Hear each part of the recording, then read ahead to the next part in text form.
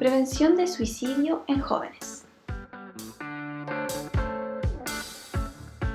Bienvenidas y bienvenidos a un nuevo episodio de la Salud de Chile podcast. Hoy hablaremos de un tema trascendental e impactante, y es que los problemas relacionados con la salud mental cada día cobran mayor relevancia en la sociedad. Pese a esto, aún puede ser una temática que carga con un gran estigma, y las personas no suelen consultar ni pedir ayuda en forma oportuna. En el contexto del Día Mundial para la Prevención del Suicidio, es que buscamos dar un mensaje a la población, ya que el suicidio sigue siendo la segunda causa de muerte en jóvenes entre 15 y 29 años. Parte de este grupo etario, por lo demás, es de los que más se ha visto afectado por la pandemia, los adolescentes. En Chile ocurren aproximadamente 1.800 suicidios al año, según cifras del MinSal. Además, por cada suicidio hay 20 personas que realizan un intento. Esto quiere decir que diariamente aproximadamente 100 personas intentan suicidarse en Chile. Si lo llevamos a cifras mundiales, cada 40 segundos una persona se suicida. En el año 2016, mediante un proyecto Fondef-IDEA, surge una plataforma interactiva llamada Proyecto CLAR, que busca reducir el riesgo de suicidio adolescente. Hoy se encuentra con nosotros el doctor Rubén Alvarado, académico del Programa de Salud Mental de la Escuela de Salud Pública de la Facultad de Medicina de la Universidad de Chile, y líder de dicho proyecto, con quien profundizaremos en esta temática y este innovador proyecto. Muy buenas tardes, doctor Rubén Alvarado, un gusto estar con usted. Hoy, muy buenas tardes, Bárbara, también. Un placer de compartir con ustedes esta iniciativa y bueno, que podamos hablar mucho más sobre el tema. Exacto. Ahora, para introducirnos, quisiera comenzar con una serie de mito versus realidad para adentrarnos en el tema. Yo le voy a expresar el mito y usted lo expone la verdad. Mito número 1. El que se quiere matar no lo anda diciendo. Claro, bueno, eso se pensaba a tiempo atrás que era así, pero en realidad las personas que están pensando de suicidarse, no todas, ¿ah? Porque primero que hay que pensar es que el problema del suicidio como experiencia es un proceso que la persona no lo toma de manera impulsiva, y segundo también es muy distinto de acuerdo a la edad, es muy distinto de acuerdo al contexto de cada persona, entonces tampoco es que uno pueda decir siempre es así, ¿ya? Pero en ese sentido, en general, sabemos que hay un proceso en que uno puede darse cuenta de ciertas señales de alerta o cosas que le preocupan, y también a veces las personas efectivamente van dando pistas, ¿no? Señalando de que, que la vida está perdiendo sentido para ellos y que por lo tanto están pensando en la posibilidad de matarse como una manera de sentirse mejor, si podemos llamarlo así, ¿no? Uh-huh. El mito número 2 dice, preguntarle a la persona si ha pensado en suicidarle es meterle la idea en la cabeza. Sí, no, eso es completamente errado. En realidad, las personas, si tienen la idea, la tienen y la han elaborado desde antes. Nunca uno le puede meter una idea de ese tipo a las personas. Es todo lo contrario, más bien siempre es preferible preguntar. Por supuesto, es un tema delicadísimo, pero uno lo pregunta con sutileza, con cuidado, con cariño, por decirlo así, con preocupación, ¿no? Siempre hay que preguntar, siempre es preferible preguntar, no eludir el hablar del tema. Claro, además de esa forma también la persona se va a sentir acompañada, digamos, en el sentido. Exactamente. Exactamente, sí, sí. El mito número 3 dice, cuando alguien se quiere matar, nada ni nadie lo puede detener.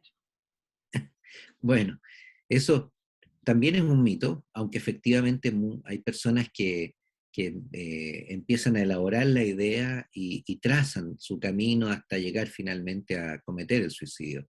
Entonces, la OMS ha dicho que esta es una muerte prevenible, ¿ya?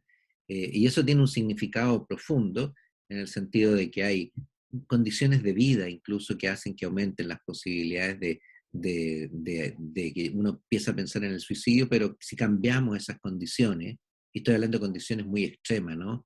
Como por ejemplo, estar sometido a violencia, estar sometido a acoso, estar viviendo situaciones como son, por ejemplo, las situaciones de guerra u otras, muchas de ellas, ¿no es cierto?, uno podía modificarlas, ¿no? Pero también es cierto, ¿no es cierto?, de que hay otras condiciones en que uno puede lograr identificar cuando una persona está pasando un problema así, y como decíamos recién, a veces algunas palabras, comprensión, hablar de una manera en que uno le hace sentir que está preocupado por el otro, que estás acompañándolo, puedes hacer cambiar esa decisión, ¿sí? Así que de ninguna manera, siempre hay que hablar, ¿no es Ujú. cierto? Siempre hay que tocar el tema si uno considera que puede estar presente. Exacto. Mito número 4. No es del tipo de querer suicidarse o esto no pasaría en nuestra familia. Claro, bueno, eso pasa mucho con nuestra realidad en general, ¿ah? No siempre queremos ver la realidad. Entonces, siempre pensamos que a nosotros no nos toca, a nosotros no nos llega, a nosotros no nos va a dar coronavirus, así que no importa si no, no nos ponemos la mascarilla o no tomamos alguna medida o no nos vacunamos, por ejemplo, a propósito del tema actual. Eh, no, a cualquiera nos puede pasar. En realidad, el suicidio no es que venga genéticamente marcado, por decirlo así, y por lo tanto uno está obligado, comillas, a suicidarse. No, en realidad acontece como porque se da en ciertas condiciones y situaciones de vida y ciertas condiciones específicas que a veces le toca vivir a una persona, y entonces a cualquiera le puede tocar. Muy bien. Bueno, hay muchos más mitos, pero ahora ya nos vamos a abocar un poco más a las preguntas y también vamos a ir resolviendo algunas dudas. ¿Cuáles son los factores de riesgo para el suicidio, particularmente en adolescentes? Claro. Mira, se han mencionado muchos factores de riesgo, por eso no me voy a detener a hablar de todos, ¿no? En contexto, pero uno puede decir que hay ciertas condiciones que tienen que ver con condiciones más generales de la vida. Por ejemplo, vivir en condiciones de extrema miseria, vivir en condiciones de conflicto armado, vivir en condiciones, ¿no es cierto?, de violencia, como a veces hay sectores en Chile donde es así. Vivir que te hayan sucedido cosas en la vida en que te hacen perder finalmente el sentido y sobre todo la esperanza, ¿no? El sentimiento de esa esperanza es el que más se asocia a pensar en la muerte como una opción, ¿no? Eh, Hay otros factores de riesgo, ¿no es cierto?, que tienen que ver con aspectos de salud, por ejemplo, el que una persona tenga algún cuadro como una depresión o esté viviendo un cambio como el que se ve cuando alguien vive una psicosis, un cambio en la realidad, en que empiezas a sentir la realidad como algo extraño, algo amenazante, puedes empezar a escuchar voces, en fin, ese cambio que se produce en la realidad que no te resulta comprensible, es tremendamente angustiante, ¿no? Y eso puede llevar a que tú tomes la decisión, por ejemplo, de suicidarte. Una depresión, como decía, muy intensa. A veces el consumo de sustancia también, que a su vez también encubre, por ejemplo, un problema afectivo, también puede ser un factor de riesgo. Y entonces yo te diría que sobre todo esas son un espectro de condiciones. No hay que pensar que haya una sola. Y cuando uno dice factor de riesgo, está diciendo aumenta la probabilidad de que esto ocurra. Tampoco es que todas las personas que tengan una depresión se van a suicidar o todas las personas.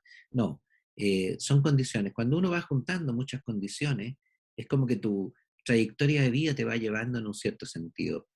Pero como te decía, el sentimiento más importante es el sentimiento de perder la esperanza, ¿no es cierto? En que en la vida se pueden cambiar las cosas, se pueden arreglar o puede cambiar, ¿no?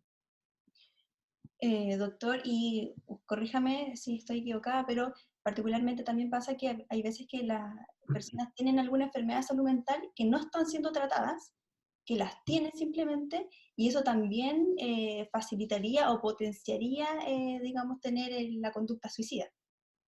Claro, claro. Por eso te digo ahí, tienes toda la razón en ese sentido. Se sabe, por ejemplo, que las personas que se intentan suicidar en un porcentaje cercano al 70% tienen un cuadro de tipo depresivo, por ejemplo. Pero la pregunta también es ¿por qué te deprimes? Porque si no, uno entraría a pensar que es puramente un problema personal, ¿no es cierto? Y puramente médico, o puramente un cambio en tu cerebro, cuando en realidad la decisión, la idea de suicidarse se da en un contexto determinado. Piensa tú, por ejemplo, en que hay momentos, voy a pensar en una situación distinta, el suicidio, por ejemplo, que hacían los kamikazes durante la Segunda Guerra Mundial. Fíjate que es especial. O el suicidio que hacen a veces unos para poder salvar a otros, pero uno se sacrifica para que otros puedan vivir, ¿sí? Entonces, ahí lo que te quiero decir con eso es que no siempre hay que asociar que suicidio está relacionado a un problema de salud mental. Eh, es un antecedente importante y como tú dices muy bien, si uno puede diagnosticarlo, puede ayudar en su tratamiento, por supuesto cambia también la posibilidad y ese riesgo en la persona. Pero quiero siempre llevarte a pensar un poco más. Por ejemplo, del punto de vista de la salud pública, nosotros sabemos que en los momentos en que se producen grandes crisis, ¿no es cierto?, económicas, en los países en donde, por ejemplo, se estudió mucho, fue en los países del este, después de la caída del muro de Berlín, en donde se desploma todo el mundo socialista, ¿no? Se empieza a producir un incremento muy grande de las tasas de suicidio, particularmente en hombres.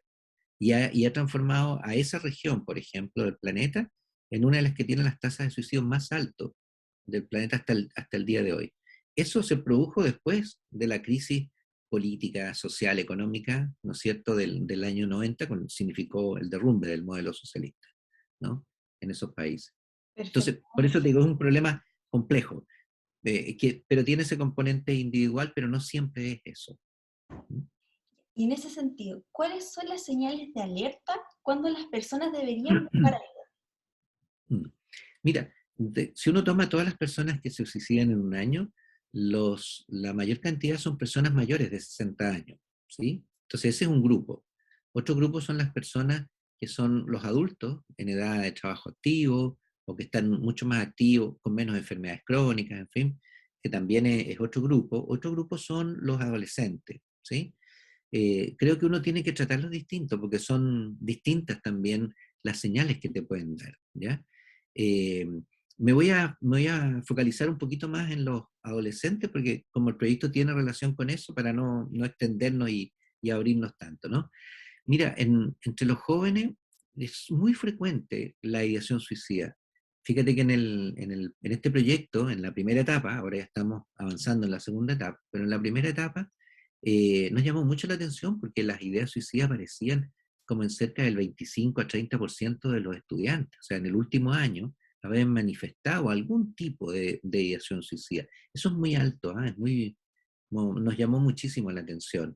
Eh, no siempre alguien que tiene alguna idea de muerte termina necesariamente suicidándose, la gran mayoría no lo hace, ¿no? Pero lo que sí es claro de que tener ideas, ¿no es cierto?, de que la muerte, estar muerto puede ser mejor que estar vivo, ¿no es cierto?, pensar en la muerte como una opción, sin duda es una fase previa, ¿no?, a hacer el intento. Entonces, por eso es muy importante poner ahí el acento y tratar de llegar en esa etapa, como un momento en el cual podemos intentar cambiar un poco el curso que podría seguir, ¿sí? Entonces, tú me preguntabas por las señales. Las señales que son importantes en la época de la adolescencia son, primero, que el adolescente joven tienda a aislarse, tiende a ensimismarse, tiende a hablar poco de lo que le pasa, poco de lo que siente, ¿no es cierto? Esa es una área de señales importantes. Segundo, las experiencias que son traumáticas. Hoy día te diría que las más frecuentes que los jóvenes nos señalan, y en el proyecto lo vimos justamente, que era la más frecuente, es el bullying, y particularmente hoy día el bullying a través de medios online, ¿no? O sea, el ciberbullying. Eh, las redes sociales se han transformado también en un problema en ese sentido, ¿no? Y particularmente porque esta nueva generación le da mucha importancia, mucho valor, ¿no es cierto?, al uso de las redes sociales, aparecer en las redes sociales. La construcción de su estima y de su identidad pasa mucho, ¿no es cierto?, por lo que sucede en este mundo digital, ¿no? Eh, yo siempre decía, bueno, tener 1500 amigos es valioso para ellos, pero en realidad son amigos, son realmente los amigos de los que uno llama amistad.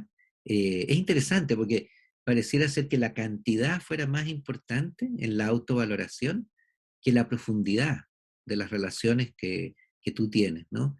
Entonces, bueno, otra señal tiene que ver, como te decía, hay que preocuparse mucho cuando hay experiencias de bullying. Yo te diría que esa es una de las condiciones realmente de las que hay que preocuparse, y que lamentablemente es muy frecuente, Y ¿no? en pandemia un poco Experiencia, más, con el tema y en de la pandemia, porque se ha obviamente, dado, ese la- ha sido el lo espacio de comunicación. exacto, Exacto, estar ¿no? aplatado, exactamente. Sí, claro. Las otras formas de maltrato, discriminación, la de género, por ejemplo, es muy importante, ¿no? la discriminación hoy día con niños que son migrantes, por ejemplo, también es importante, o que pertenecen a algún pueblo originario nuestro, también son muy importantes. Eh, y la discriminación social en general, por posición social. Yo te diría que ese ámbito de la violencia fue, en la experiencia de la primera etapa del proyecto, lo más importante que se vinculaba a la ideación suicida. ¿Ya? Eh, otro, el aislamiento, como te decía, las experiencias de violencia y de maltrato son importantes. A veces también algunas señales, ¿no? Pero que no siempre indican eso. Por ejemplo, ha sido frecuente ha sido frecuente entre los jóvenes de repente hacerse lesiones, ¿no? Eh, el cortarse, por ejemplo, ¿ya? Pero aquí quiero aclarar como que no, los estudios han mostrado que no necesariamente se asocia a una intención suicida, ¿no? Como si fuera el preludio en realidad muchas veces se busca, porque busca estimularse con un dolor, ¿no? Es un poco extraño, pero no significa necesariamente que esté con riesgo suicida, pero todo ese tipo de conductas son extrañas. Canalizar el dolor interno a través de una experiencia física.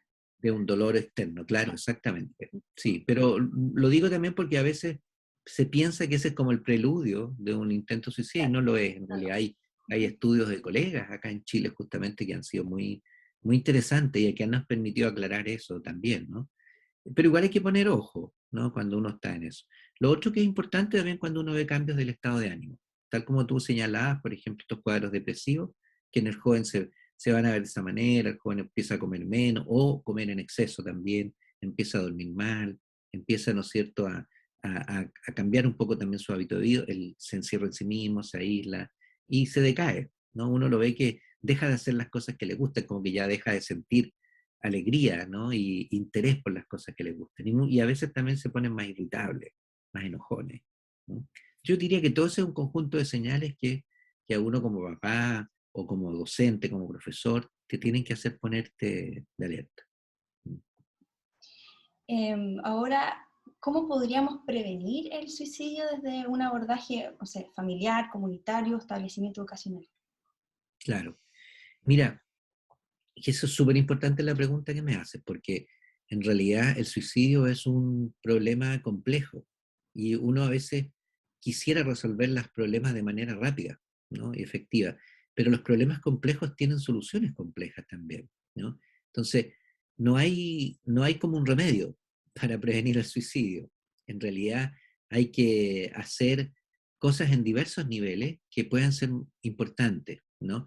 Y esa es la visión que tenemos nosotros. Nuestro enfoque ha sido trabajar sobre comunidades escolares, ¿no? Entonces nuestro foco está en la comunidad escolar y nuestro foco está en potenciar la comunidad escolar como una comunidad que se ayuda, se apoya, se reconoce cuando algún miembro está mal, ¿no es cierto? Y le brinda su apoyo, su soporte.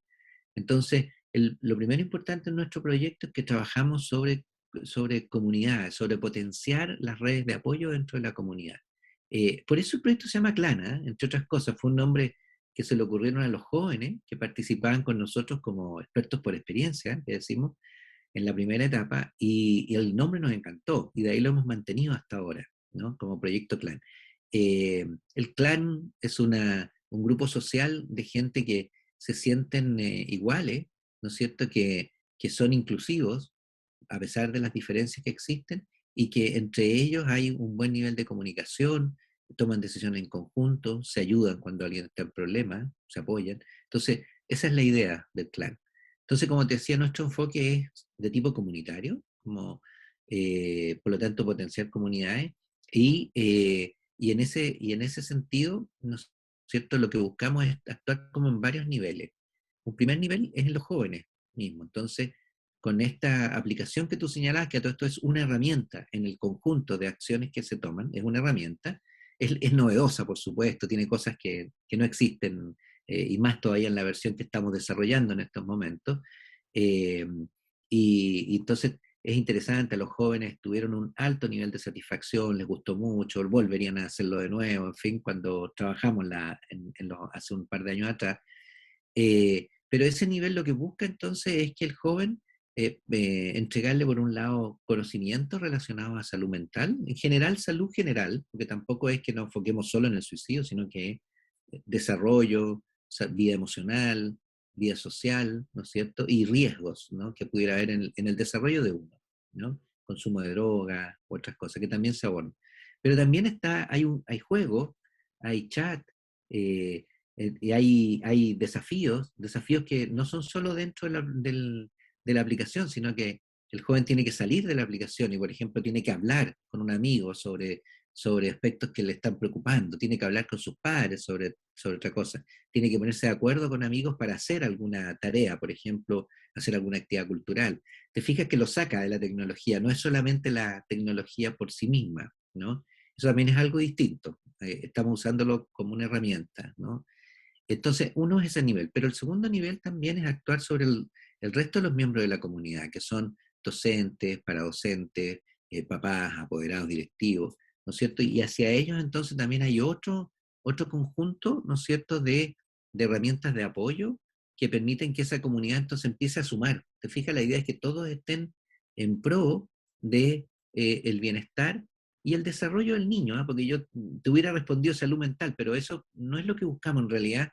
La escuela es un espacio cuyo objetivo es lograr una trayectoria educativa, pero una trayectoria personal, una trayectoria de formativa, de desarrollo de esos niños y niñas. La salud mental es una parte, ¿sí? Entonces, lo que buscamos es que esta comunidad pueda cumplir bien con su objetivo y nosotros aportamos un grano más, que es este componente que apoya la salud mental. Y el último, que es súper importante, ¿eh? No es menor, y es que cuando se produce algún problema, y créeme que les agobia a los profesores de una manera increíble cuando ven un niño con riesgo de suicida, o incluso algunos que han intentado suicidarse en el mismo colegio, eh, el tener la posibilidad de que rápidamente puedan tomar contacto con algún servicio donde se le pueda dar ayuda específica a ese niño, ¿sí? Eso no sucede, a pesar de que uno diría es obvio que tiene que suceder, pero eso es parte de lo que en el proyecto también buscamos trabajar. ¿Sí? Ya. Muchas gracias, profesor, por esa explicación tan detallada.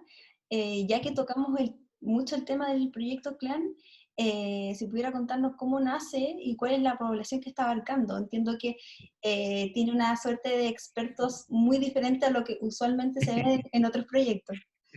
Claro, sí, pues tienes toda la razón. Eso es lo que llamamos expertos por experiencia, ¿ya? Es una estrategia, en el fondo, no solo para la investigación, sino que incluso para el desarrollo de políticas públicas.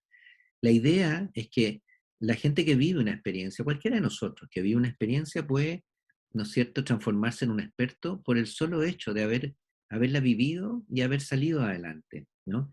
Eh, Eso, nosotros hemos hecho otras experiencias similares, por ejemplo, con personas que han vivido una psicosis y hemos trabajado, ¿no es cierto?, teniendo personas que habiendo vivido una psicosis previamente, incluso con diagnósticos como esquizofrenia, en fin, se transforman en terapeutas de otros y los acompañan en este proceso de salida de la crisis, porque son los únicos que pueden decir, mira, a mí me pasó esto, yo viví esto, así que te comprendo, y yo hice esto, a mí me sirvió hacer tal o cual cosa, ¿sí?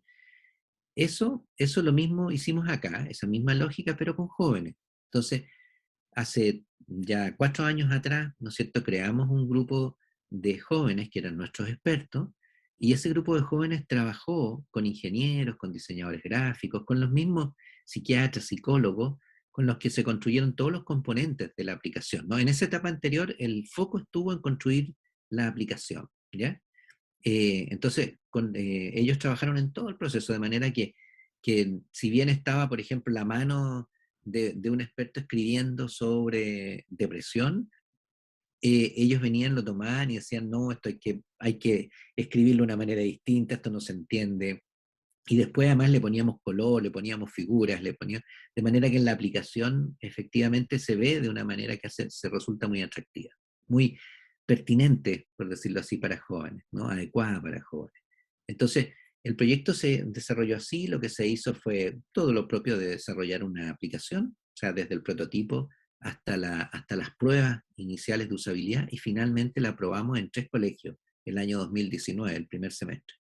Eh, y eso nos permitió ver que lográbamos reducir, ¿no es cierto?, en base a cuestionarios que pasábamos antes y después, logramos reducir el riesgo suicida, ¿no?, entre los jóvenes que participaron comparados con jóvenes de otros colegios, de otros cursos que no participaron en ese momento en la intervención, ¿no? Y así que eso nos hizo pasar a la fase en la que estamos ahora. Ahora estamos en una fase en la cual estamos desarrollando estos tres componentes que yo te decía adelante, o sea, estudiante, comunidad escolar y vinculación con servicios de salud en el nivel local comunal. Estamos trabajando en 4 comunas, 2 urbanas y 2 que son más rurales, en la misma región metropolitana, y estamos haciendo la fase de preparación para poder llegar a hacer una prueba ahora más cercana a cómo sería efectivamente instalado esto como política pública, ¿ya? En los establecimientos educacionales. Perfecto. De momento, entonces, ¿a cuánta población estaría abarcando esta aplicación? Con Mira, hoy día estamos trabajando en 4 municipios, otro en monitor. cada municipio con 2 establecimientos, algunos son 3, qué sé yo, más o menos esa cantidad, y estamos trabajando con niños desde séptimo básico hasta tercero medio. Ya, perfecto. Ujú. Bueno, ya nos ha hablado bastante de lo distintivo y la innovación que presenta esta intervención multicomponente. ¿Cuáles son las Eso. características de esta aplicación para ir como un poco ahondar en alguna de esas dos preguntas? Las características y lo Claro, innovador, o si es que ya lo comentó todo. sí. Yo te diría, a lo mejor para ir cerrando con qué es lo innovador. Lo primero innovador es haber incorporado expertos por experiencia. Eso ha sido clave. Pero en esta nueva fase que estamos desarrollando este componente para comunidad escolar, estamos haciendo lo mismo, con la diferencia que ahora nuestros expertos por experiencia son los profesores, los equipos de convivencia escolar en los colegios y los mismos papás.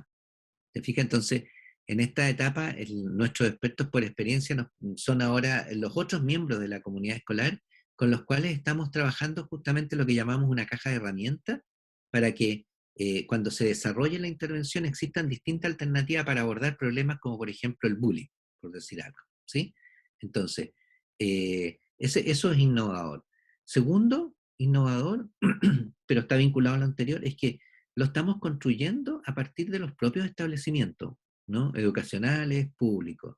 Eso, ¿qué quiere decir? Que lo estamos haciendo desde la propia cultura de nuestros establecimientos educacionales, del sector de educación. Eso es distinto. La gente que trabajamos en salud con frecuencia estamos acostumbrados a decir, mira, hay que hacer esto de esta manera, existen guías o protocolos que hay que seguir, en fin. Eso es muy propio de la mentalidad nuestra, de la gente que trabajamos en el sector salud. Aquí de lo que se trata es meternos en la cultura organizacional, en la mentalidad de quienes trabajan en educación, que es distinto a nosotros, ¿no? Y entonces desde ahí construir la intervención tomando lo mejor que exista, ¿ya? Además de nuestros desarrollos propios, como te decía, como la aplicación y algunas otras cosas, ¿no? Pero eso también es innovador. Créeme que eso es probablemente de lo más valioso que va a tener, porque es lo que le va a poder dar la posibilidad de que esto después pueda ser escalado o desarrollado como política pública finalmente en todo el país, que es lo que nos gustaría. Ojalá esto sea una contribución finalmente para el país. Bajo esa misma pregunta y ese mismo alero, Ujú. ¿cuáles son los pasos a seguir para que se transforme efectivamente en una política pública? ¿Y cuál es el rol del Estado en materia de prevención de suicidio? Claro. Mira, en nuestro proyecto nosotros trabajamos, tenemos el respaldo del Ministerio de Salud y por lo tanto del equipo que está desarrollando el Plan Nacional de Prevención de Suicidio, ¿ya? Por una parte. Por otro lado, estamos trabajando directamente en educación y tenemos otro equipo de trabajo con la gente del Ministerio de Educación, ¿no es cierto?, que trabaja en el área de lo que es desarrollo socioemocional de los niños, vinculado a lo que son las políticas de convivencia escolar. Eh, Así como tenemos participación del nivel de ministerio, también hemos incorporado en un comité de discusión a los nuevos servicios locales de educación, digamos, a personas de los nuevos servicios locales de educación. ¿Cuál es el sentido de todo esto? Fíjate, es que podamos capturar cómo esto se puede instalar efectivamente desde todos los actores participantes, los que diseñan políticas, como son los ministerios, los que ejecutan en el nivel intermedio las políticas, como son los servicios de salud o los servicios locales de educación, y los que ejecutan en el nivel local las políticas, ¿sí?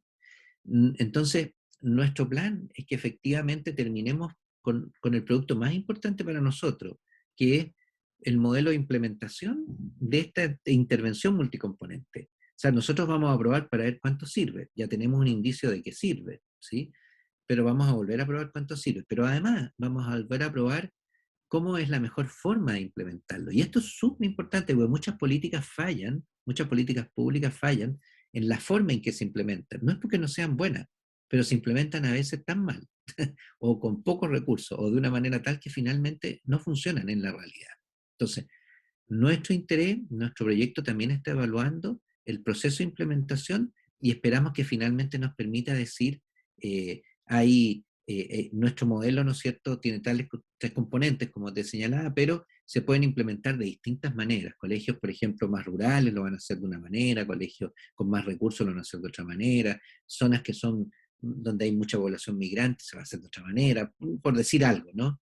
Eh, entonces, este modelo de implementación con variedades, yo creo que nos va a ayudar mucho, más aún las opiniones permanentes que tenemos de estos equipos que vienen de salud y educación, y que son todos los actores involucrados, ¿no es cierto? Nos van a ayudar mucho a poder hacer una propuesta, ¿no? Hacia el final del proyecto. Y el proyecto termina con un seminario, un gran seminario, que justamente invita a gente de regiones, en fin, a que podamos discutir ahora cómo esto se extiende al resto del país. Perfecto, muy, muy claro. Bueno, Ujú, quería agradecerle por el espacio, por visibilizar esta problemática. Felicitaciones también por los resultados que han sido favorables. ujú. Esperamos que este tipo de instancias surjan mayor cantidad, que esto se transforme finalmente en políticas públicas y que pueda ayudar a prevenir el suicidio en los adolescentes en Chile, y esperamos que también ocurra también en otras partes del mundo. Sí, pues, Y quiere que nosotros también y estamos con todo el empeño por tratar de que esta innovación funcione. Y como te decía, tampoco hay que pensar que se resuelven los problemas de esta manera, pero sí creo que contribuimos de manera significativa. Y eso es importante. sí, o sea, Una muerte, salvando una vida ya se gana mucho. Así sí, que, exactamente. Sí. así es. Así que muchas Bien, gracias pues. por el espacio. Sí, muchas gracias a ti, Bárbara, y muchas gracias a ustedes por esta iniciativa también, ¿ah? Así que te agradecemos y aquí estamos siempre en disposición para cuando sea necesario. Dirección de Innovación, Facultad de Medicina, Universidad de Chile.